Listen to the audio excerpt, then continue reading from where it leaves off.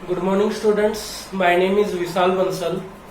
हम अपनी 11th class से बिजनेस स्टडी से सेकंड यूनिट कर रहे हैं और आज इस सेकंड यूनिट का बिल्कुल लास्ट चैप्टर है। तो आइए स्टार्ट करते हैं इस वीडियो को। इस चैप्टर का जो हमारे पास नाम है वो है choice of form of business organization. किसी भी बिजनेस को स्टार्ट कर रहे हैं आपके पास, हमें देखिए अभी तक हमने देखे तो हमने sole trade form of business पढ़ा, पार्टनरशिप पढ़ा, ज्वाइंट इंदू फैमिली पढ़ा, कोऑपरेटिव सोसाइटी पढ़ा, कंपनी हमने पढ़ा। ये कुछ फॉर्म्स पढ़े हैं हमने बिजनेस के।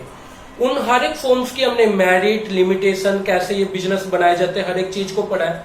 अब आपके पास टाइम है कि कुछ पॉइंट आपके पास होंगे, उन पॉइंट को आपको अपने माइंड में एनालाइज करते हुए डिसाइड करना है कि आपको सोल प्रोप्राइटर बिजनेस की तरफ जाना है, ज्वाइंट इंदू फैमिली की तरफ जाना है, कोऑपरेटिव की तरफ जाना है, पार्टनरशिप की तरफ जाना है या कंपनी की तरफ जाना है। तो मैं आपके सामने कुछ पॉइंट रखूंगा, उस पॉइंट से आप खुद ही डिसाइड कर सकते हैं कि जब अगर ये पॉइंट आपके माइंड में है तो कौन सा बिजनेस आपको सिलेक्ट करना चाहिए। सबसे पहले capital requirement. Capital requirement means कि कितनी पूंजी की जरूरत है। जैसे कि देखिए, अगर आप सोच रहे हैं कि मुझे कंपनी खोलनी है तो कंपनी के लिए ओबियसली बहुत ज्यादा कैपिटल की रिक्वायरमेंट होगी। और अगर आपके पास में पूंजी कम है, कम रुपया है, तो आपको कौन सा बिजनेस सिलेक्ट करना चाहिए? Sole proprietor. अगर पूंजी और कम है, रिसोर्स आपको ज्यादा चाहिए, तो आपको चाहिए कि आप पार्टनरशिप बिजनेस की तरफ चले जाए, क्योंकि वहां से सोर्सेज ज्यादा इकट्ठे हो सकते हैं। क्लियर है? तो कैपिटल रिक्वायरमेंट मीन्स कितनी कैपिटल की जरूरत है। अगर ज्यादा कैपिटल की जरूरत है तो इन दैट केस आप कंपनी की तरफ जाए या कोऑपरेटिव सोसाइटीज की तरफ जाए, क्योंकि वहां पे बहुत सारे मेंबर होते हैं, सोर्स बढ़ जाते हैं आपके पास में। या अगर आपके पास कैपिटल कम है तो आप सोल ट्रेड की तरफ जा सकते हैं या पार्टनरशिप की तरफ जा सकते हैं। Liability of owner. लायबिलिटी की बात करें, जैसे देखिए आप ही चाहते हैं कि मेरी लायबिलिटी लिमिटेड रहे, तो लिमिटेड लायबिलिटी कौन कौन से फॉर्म्स ऑफ बिजनेस में होती है? कंपनी में, कोऑपरेटिव सोसाइटीज में, ज्वाइंट इंदू फैमिली बिजनेस में भी जो कॉपर सैलरी होती है उनकी लायबिलिटी लिमिटेड होती है। लेकिन अनलिमिटेड लायबिलिटी का पॉइंट माइंड में है तो कौन कौन से बिजनेस आपके लिए है? Sole trade, joint Hindu family में कर्ता, और हमारे पास पार्टनरशिप फॉर्म्स ऑफ बिजनेस है जिसके अंदर लायबिलिटी अनलिमिटेड रहती है। क्लियर हो गया? Facility information.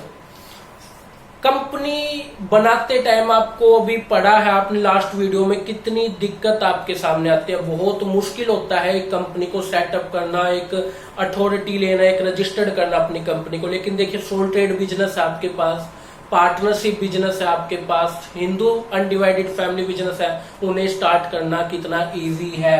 तो अगर आप फैसिलिटीज इंफॉर्मेशन का माइंड ध्यान में रख रहे हैं, तो अगर आप ज्यादा दिक्कत नहीं लेना चाहते तो मैंने आपको बताया सोल ट्रेड पार्टनरशिप की तरफ चले जाइए। अदरवाइज अगर आप प्रॉब्लम्स ले सकते हैं तो कॉम्प्लेक्स है थोड़ा, कंपनी सेटअप कर सकते हैं। ठीक है?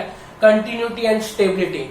हमने पढ़ा है कि partnership, sole trade, joint Hindu family business ज्यादा लंबे टाइम तक काम नहीं कर पाते, लोगों का फेथ भी कम होता है इनके अंदर।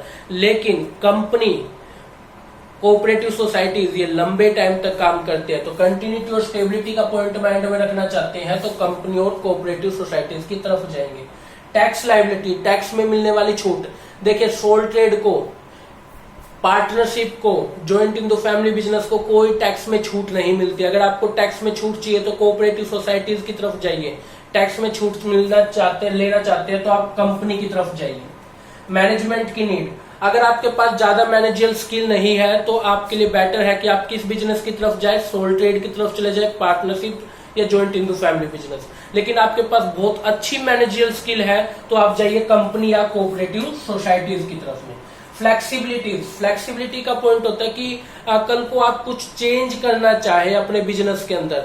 अगर कोई भी बिजनेस में थोड़ा बहुत चेंज करना चाहता है तो देखिए, सोल ट्रेड में, पार्टनरशिप में, इनमें तो कुछ चेंज होने की संभावना है। लेकिन जो कैपिटल कंपनी में लगती है, कोऑपरेटिव सोसाइटीज में लगती है, वहां पे फ्लेक्सिबिलिटी बहुत कम होती है। फ्लेक्सिबिलिटी मीन्स आप उसको चेंज नहीं कर सकते। अगर चेंज करेंगे तो बहुत लंबा प्रोसीजर होता है और बहुत ज्यादा लॉस लेना पड़ता है। इन दैट केस कंपनी का माइंड में कभी ना लाए। फ्लेक्सिबिलिटी चाहते हैं तो सोल ट्रेड या पार्टनरशिप की तरफ चले जाए।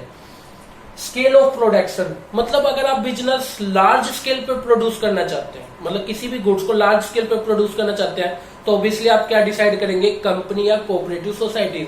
अगर आप लार्ज स्केल पे कोई प्रोडक्शन नहीं करना चाहते, कोई स्मॉल स्केल बिजनेस करना चाहते हैं, तो जरूर जो है आप चूज करेंगे, किसको चूज करेंगे?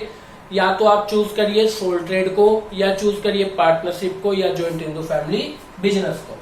लीगलिटी की बात करें तो देखिए, कंपनी एक्ट 2013 के अकॉर्डिंग रजिस्टर्ड होगी तो लीगल होगी। कोऑपरेटिव सोसाइटीज 1912 एक्ट के अकॉर्डिंग रजिस्टर्ड होगी, लीगल होगी। ज्वाइंट इंटू फैमिली बिजनेस भी मिताक्षरा या दया भाग लो के अकॉर्डिंग काम करता है, थोड़ा बहुत लीगल हो गया। बट पार्टनरशिप या सोल ट्रेड को कई बार हम रजिस्टर्ड नहीं करते हैं। सोल ट्रेड के लिए तो इवन कोई एक्ट भी नहीं बना हुआ है, तो इन दैट केस वो लीगल पूरी तरह से कई बार नहीं होता है। क्लियर है? और पार्टनरशिप को भी अगर आप रजिस्टर नहीं करेंगे 1932 एक्ट के अकॉर्डिंग, तो वो भी लीगल ज्यादातर नहीं मानी जाती है। ठीक है। नीड ऑफ सेक्रेसी, अगर आप सीक्रेसी का पॉइंट अपने माइंड में रखना चाहते हैं तो देखिए, जिसने मेरी अभी तक लास्ट वीडियो देखी होगी अपने आप बता देगा, वे देखो सोल ट्रेड में, पार्टनरशिप में, ज्वाइंट इंटू फैमिली बिजनेस में सीक्रेसी का पॉइंट मिल जाता है। बट जो कोऑपरेटिव सोसाइटीज है या फिर जो कंपनी, उनमें सीक्रेसी का पॉइंट दूर दूर तक भी नहीं होता है, तो इन दैट केस वो बिजनेस मत सिलेक्ट करें। ठीक है। और लास्ट में आपके पास गवर्नमेंट का कंट्रोल भी, अगर आपने सभी वीडियोस देखी होंगी, ऑब्वियसली आप अपने आप इस चैप्टर को तो क्लियरली समझ सकते हैं। गवर्नमेंट का कंट्रोल किस में कम होता है? सोल ट्रेड है, पार्टनरशिप है, हिंदू अनडिवाइडेड फैमिली, वो अपनी मर्जी से काम कर सकते हैं, गवर्नमेंट उनमें इंटरफेयर नहीं करती। बट कोऑपरेटिव सोसाइटीज या कंपनी के अंदर गवर्नमेंट का कंट्रोल बहुत ज्यादा होता है, क्योंकि उसमें जो है ह्यूज कैपिटल इन्वेस्टेड होती है, इन्वेस्टर्स की, आउटसाइडर्स की। दैट्स वाई गवर्नमेंट को जरूर आना पड़ता है।